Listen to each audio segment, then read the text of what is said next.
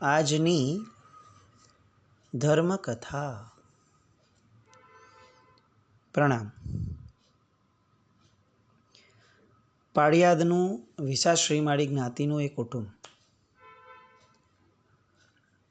અને એ કુટુંબની અંદર માધવજીભાઈ સ્મશાન યાત્રામાંથી આવ્યા અને યોગીરાજનો ભેટો થયો. યોગીરાજે ભવિષ્ય ભાખ્યું, તમને 6 પુત્રો થશે. માધવજીભાઈના જીવનની અંદર આ શબ્દોએ બહુ મોટી હલચલ અને ખળભળાટ ઊભો કરવો જોઈએ, આનંદ ઊભો કરવો જોઈએ. પણ એક ધર્મને પચાવેલા વ્યક્તિ હતા. આગળ આપણે જેમ જેમ જીવન જોઈશું આપણને ખ્યાલ આવશે કે એ બંને માતા પિતાઓ એટલી પવિત્રતાને લઈને જન્મ્યા હતા કે એમની માટે સાંસારિક જીવન એ પણ કંઈ કર્મબંધનું વિશેષ કારણ બની નહીં શક્યું હોય. અને એટલે જ આવા માતા પિતાઓના કુટુંબની અંદર, આવી પવિત્ર માતાઓની કુક્ષીની અંદર પવિત્રતાના પુંજ સમા બાળકો પ્રગટ્યા હશે. 6 બાળકોની વાત છે, અને હકીકત પણ એવું થયું કે 6 બાળકો થયા. પહેલાં ખોડીદાસભાઈ, જેમની કુલ ઉંમર 56 યર્સની થઈ જીવ્યા. બીજો સુપુત્ર એટલે કેશવજીભાઈ, જે આપણા ચરિત્ર નાયક પૂજ્ય કેસર સુરીશ્વરજી મહારાજા તરીકે પ્રસિદ્ધ થયા. ત્રીજા ભાઈ હીરાચંદભાઈ, એમણે પણ દીક્ષા લીધી અને બહુ પ્રખર પંડિતજી, એ કક્ષાના મહોપાધ્યાય શ્રી દેવ વિજયજી મહારાજ સાહેબ તરીકે પ્રસિદ્ધ થયા. ચોથા ભાઈ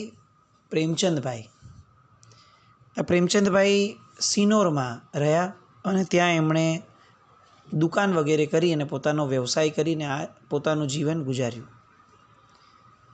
પાંચમા ભાઈ વ્રજલાલભાઈનું 29 વર્ષની નાની ઉંમરમાં પોતાના દીક્ષાના ભાવોને હજી એ દ્રઢ કરે એ પૂર્વે 29 વર્ષની ઉંમરમાં એમનો સ્વર્ગવાસ થયો. છઠ્ઠા ભાઈ મગનલાલભાઈ બહુ જ નાની ઉંમરમાં, એમની ઉંમર 2 આંકડાને પહોંચે એ પૂર્વે એમનો સ્વર્ગવાસ થયો. ખોડીદાસભાઈ, એમનો જન્મ થયો 1930માં સંવત, સૌથી પહેલા પુત્ર. એમના જન્મ પછીથી ફરીવાર જ્યારે લક્ષ્મીબાઈએ ગર્ભધારણ કર્યો ત્યારે એમને ઘણીવાર કોઈ શુભ તત્વના સંકેત રૂપે દેવ, ગુરુ આ બધાની પૂજન અને પૂજના કરવાનું મન થતું. ક્યાંક અભયદાન આપવા માટે પોતે પ્રવૃત્ત થાય એવા દોહલા ઉત્પન્ન થતા. બહુ શુભ વિચારોમાં રહ્યા. આપણે સમજી શકીએ છીએ કે કેસર સુરી મહારાજ સાહેબ જેવો જીવ ગર્ભમાં આવ્યો હોય અને એના પ્રભાવે એમની માતાના જીવનની અંદર સામાન્યપણે જો કોઈ બદલાવ ન આવે એ માન્યમાં ન આવે એવી વસ્તુ છે. જેઓ જન્મ્યા પછી જગત આખામાંથી અનેક ભ્રમણાઓ તોડાવી શકવાનું સામર્થ્ય લઈને જન્મ્યા હોય, તેઓ ગર્ભમાં આવે ત્યારે માતાના જીવનની અંદર શુભતા ન લાવે એ કઈ રીતે બની શકે? અને એટલે લક્ષ્મીબાઈને ઘણા સારા દોહલા આવતા. કેશવજીભાઈનો જન્મ થયો એ પૂર્વે કેટલાક દિવસો પહેલાં માતાને બહુ સરસ એક શુભ સ્વપ્ન પણ આવ્યું હતું. એ સ્વપ્ન પણ જાણે ભવિષ્યની આગાહી દર્શાવતું હોય એવી અનુભૂતિ માતાને આપીને કહ્યું.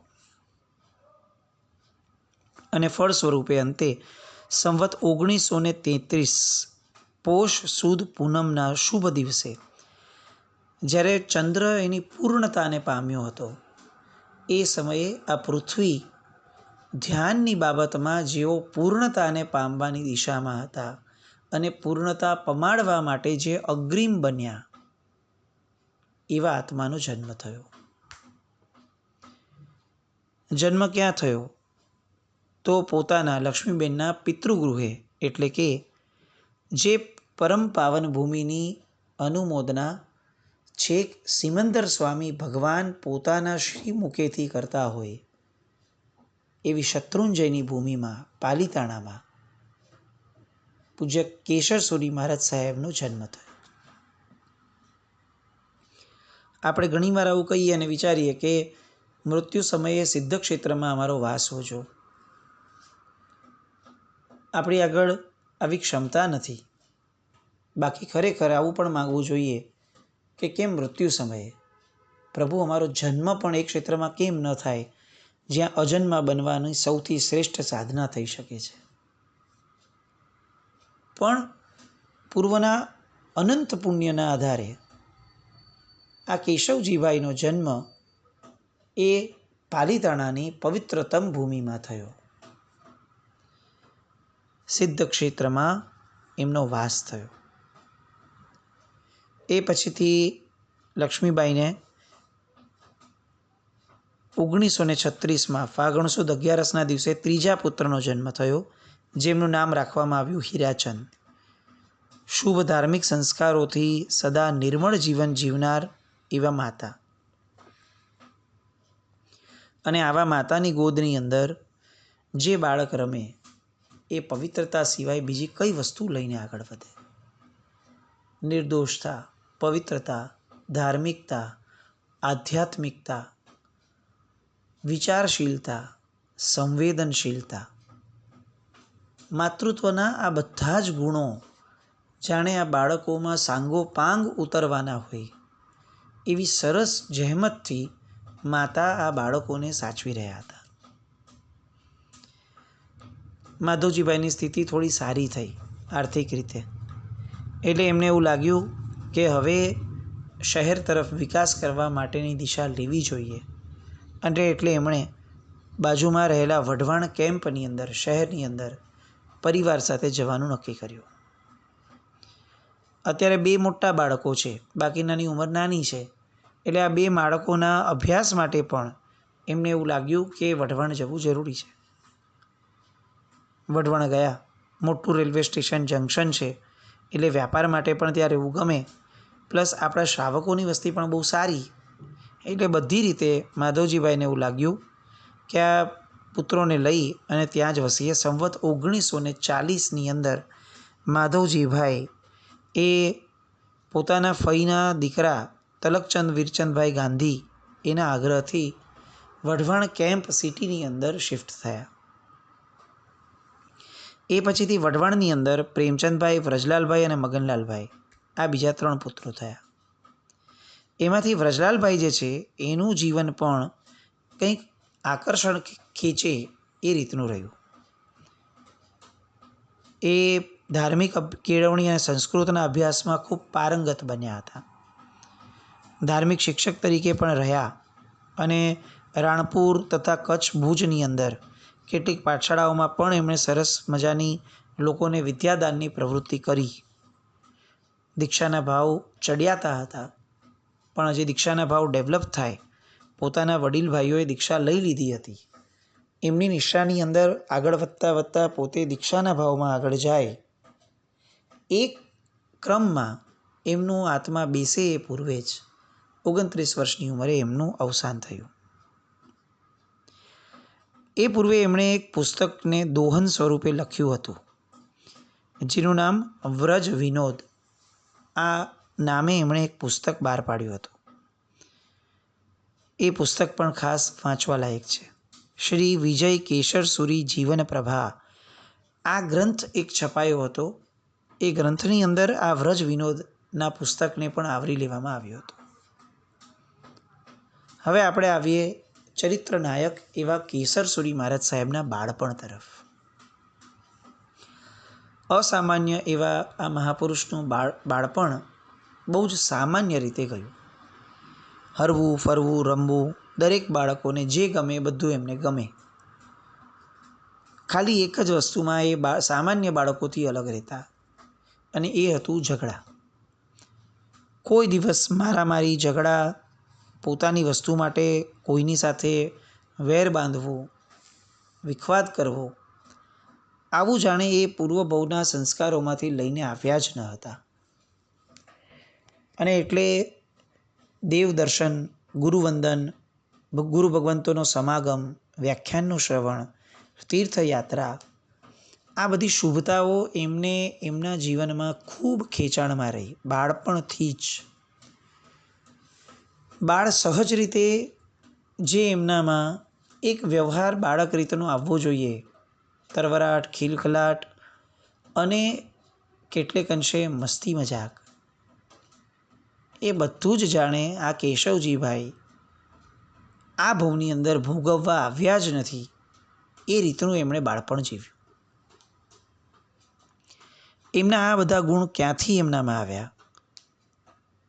તો એનું મૂળ કારણ હતું એમના પિતાશ્રી માધવજીભાઈ અને એમના માતા, વિશેષપણે માધવજીભાઈ. ધર્મ કાર્યમાં પહેલેથી જ બહુ ઉદ્યમવંત. પ્રભુ પૂજા, પ્રતિક્રમણ, સામાયિક, પોરસીથી નીચું પચખાણ એમને જીવનકાળ દરમિયાન કર્યું ન હતું. સંસારી એવા એમના પિતાશ્રીની વાત છે આ. સાંજના 94નું પચખાણ, 10 તિથિ ઉપવાસ ફિક્સ. માતા પિતાનો વારસો કેવો આવે છે એ આપણે અઢળક દ્રષ્ટાંતોથી જોઈ શકીએ, પણ આ કેસરસુરી મહારાજ સાહેબના જીવનમાં વિશેષપણે એટલા માટે ઉજાગર થાય છે કારણ કે 10 તિથિ ઉપવાસ કરવાની આ જે પરંપરા એમના પિતાશ્રી પાસેથી એમને મળી હતી, એ કેસરસુરી મહારાજ સાહેબે આ જીવન છેલ્લા શ્વાસ સુધી સાચવીને રાખી હતી. 10 તિથિ ઉપવાસ. આજે આપણે 5 તિથિઓ પાળવાની આવે છે.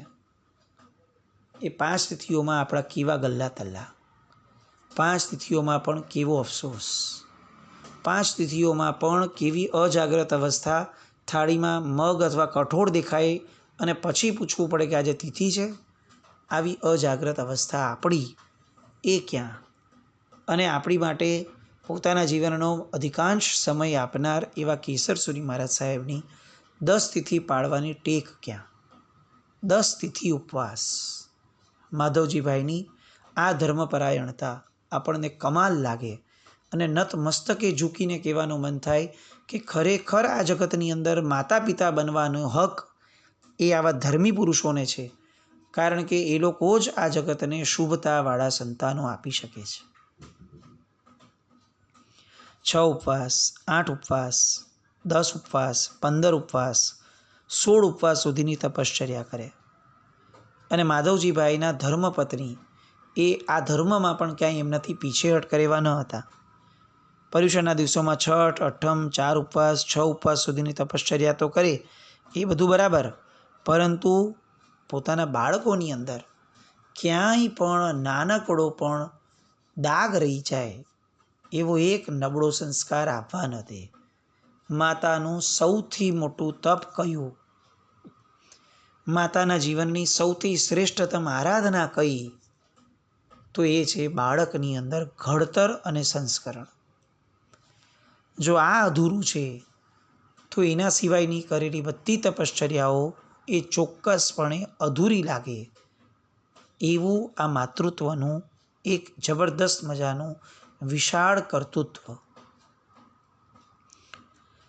પૂજ્યશ્રીએ સંસ્કારોનો પાયો તો હતો જ, અને આ સંસ્કારોને વહન કરતાં કરતાં માતા પિતાની આજ્ઞામાં રહેતા આ બાળકો એ બાળપણથી જ દેવપૂજા, સામાયિક, વ્રત, જપ અને તપશ્ચર્યા વગેરે કરતા. જીવન બહુ જ સુખરૂપ જઈ રહ્યું છે. ફ્લુઅન્સી છે. ક્યાંય કોઈ જીવનમાં મોટા દુઃખનો અણસાર નથી. જે છે એમાં સંતુષ્ટિ છે, ધર્મની સમજણ છે, એટલે લોભ એ ક્યાંય ઉછળતો નથી. બધી જ પરિસ્થિતિઓ સામાન્યતયા કંટ્રોલમાં છે, પણ સંસાર કોનું નામ? જો બધું જ સુખેથી ચાલવા દે તો પછી જીવને મોક્ષે જવાની ખેવના કેમ ઊભી થાય? અચાનક પલટો ખાય એ જ સંસાર. અને હવે આ કુટુંબ ઉપર જે પ્રમાણે આફતો આવવાની છે અને જે આવી છે, આપણા બધાના રીતસર રોમ રોમની અંદર એક પ્રકારનો ખળભળાટ મચી જાય એવી પરિસ્થિતિનું નિર્માણ અચાનકથી આ પરિવાર સાથે થયું. સૌથી નાના ભાઈ મગનલાલભાઈ એ જ્યારે 1.25 વર્ષના થયા હતા ત્યારે બનેલી આ ઘટના. કુટુંબના ઘર કાર્યોથી નિવૃત્ત થઈ અને માતાશ્રી લક્ષ્મીબેન એ લીંપણ કરવા માટેની માટી લેવા માટે નદીના કિનારે ગયા. બપોરનો સમય હતો, તડકો અસહ્ય હતો, પણ ગામડાનું રૂટીન છે એટલે ગામડામાં રહેલ માણસને આપણા શહેરોની જેમ કોઈ લેવિશનેસ અથવા કોઈ પણ પ્રકારે પ્રાકૃતિક વસ્તુઓથી ભયભીત થવાવાળી વૃત્તિ નહીં, સહજ જીવન.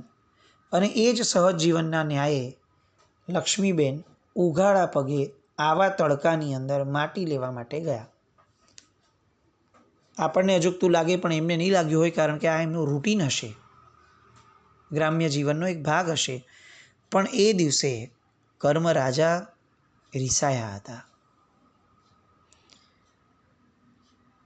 ગયા, મટોડી લઈને આવ્યા, પણ આ તાપની અસરના કારણે શરીરમાં ઝાડા ઉલટીની શરૂઆત થઈ. ડૉક્ટર વૈદ જે પણ હતા એમની પાસે ઉપચાર કરાવડાવ્યા, પણ દર્દ વધતું જાય છે. માધવજીભાઈ અને તમામ પુત્રો માતાની સારવારમાં એટલા જબરદસ્ત રીતે લાગી ગયા કે કદાચ એકવાર તો આપણને એમ થાય કે વિધાતાએ આમનો તો વિચાર કરવો જોઈતો હતો, આટલી સેવાનું ફળ તો મળવું જોઈતું હતું. એટલી ઉચ્ચતમ સેવાના જબરદસ્ત બળ હોવા છતાં પણ 3 જ દિવસની અંદર સંવત 1949માં 3 દિવસની ટૂંકી બીમારી ભોગવી પોતાની પાછળ 6 પુત્રોને મૂકી અને લક્ષ્મીબેન અષાઢ સુધી બીજના દિવસે સ્વર્ગવાસી બન્યા. નાનકડો પુત્ર તો હજી 1.25 વર્ષનો છે ફક્ત. કેવી સ્થિતિ થતી હશે આપણે કલ્પના કરી શકીએ. એક પણ સ્ત્રી તત્વ નહીં ઘરમાં, અને પુરુષ તત્વ 7. કોણ જીવાડી શકે? સ્ત્રી વિનાનું જીવન, સાંસારિક જીવન એ બહુ જ લોઢાના ચણા ચાવીને કાપવા જેવું કામ છે. દુઃખનું આ વાદળ વરસી તો ગયું, પણ આ વાદળ એ એની એટલી ભયાનક અસર છોડીને ગયું કે જેની કલ્પના કરતાં પણ ધ્રુજી જઈએ. લક્ષ્મીબેન ગુજરી ગયા. એમનો દેહ લઈ અગ્નિ સંસ્કાર માટે પિતાશ્રી સ્મશાનમાં બાળીને આવ્યા. ઘરે આવ્યા, માથે હાથ દઈને બેઠા છે. પુત્રો પણ રુદનના સ્વરની અંદર છે. અને એ જ રાત્રિએ ફર્સ્ટ જે દિવસે અગ્નિ સંસ્કાર થયો એ જ રાત્રિએ હવે માધવજીભાઈનું સ્ટ્રેસ એમના કંટ્રોલની બહાર ગયું. 6 પુત્રોને હું કઈ રીતે મોટા કરી શકીશ? હું ન્યાય ન આપી શક્યો તો? વ્યાપાર વગેરેમાંથી સમય કાઢીને હું આ લોકોનું ઘડતર ન કરી શક્યો તો? હું ક્યાંય ઊણો ઉતરી ગયો તો? આ 6 પુત્રોનું શું થશે? ચિંતા એ જીવતા માણસની ચિતા છે. અને હકીકતની અંદર માધવજીભાઈ માટે આ ચિંતા એ ચિતાને લઈને આવી. માતાના ગુજરી ગયાના ફક્ત 3 દિવસની અંદર આ સ્ટ્રેસના કારણે માધવજીભાઈના જીવનની અંદર અનેક રોગો પ્રવેશ્યા. 3 દિવસની ટૂંકી બીમારી. પણ આ બીમારી એક પણ જાતનો ઈલાજ લીધા વગરની આવી અને એટલે 6 જ દિવસના ગાળામાં આ 6 પુત્રોએ માતા અને પિતા બંને ગુમાવ્યા. નજીકનું એક સ્વજન સગું કહી શકાય એવું એક પણ વ્યક્તિ એ સમયે એમના શહેરમાં હાજર પણ નહીં. સૌથી નાનો બાળક 1.25 વર્ષનો છે અને માથેથી બંને છત્ર છીનવાઈ ગયા. ખોડીદાસભાઈ વિધિની આ ક્રૂરતાને મોટાભાઈ જાણે હવે આ જ આપણું ભવિષ્ય છે એમ સ્વીકારી અને કોઈ પણ હિસાબે આ પ્રોબ્લેમમાંથી બાળકોને, નાના ભાઈઓને કાઢવા માટેના પ્રયત્નશીલ બન્યા. પપ્પાના ફૈબાના દીકરા ભાઈ કાકા એટલે કે તલકસીભાઈ ગાંધી એમણે આ 6 બાળકોને ઉછેરવાનો ભગીરથ કાર્ય હાથમાં લીધું. મોટાભાઈ ખોડીદાસભાઈની ઉંમર 18 વર્ષની, કેશવજીભાઈ 15 વર્ષના, હીરાચંદભાઈ 12 વર્ષના, પ્રેમચંદભાઈ 8 વર્ષના, વ્રજલાલભાઈ 5 વર્ષના અને મગનલાલભાઈ 1.25 વર્ષના. માતા નહીં, પિતા નહીં, આખો ધંધો દાપો બધો ખલાસ, નવેસરથી એકડે એક કરવાની જિંદગી શરૂ થઈ.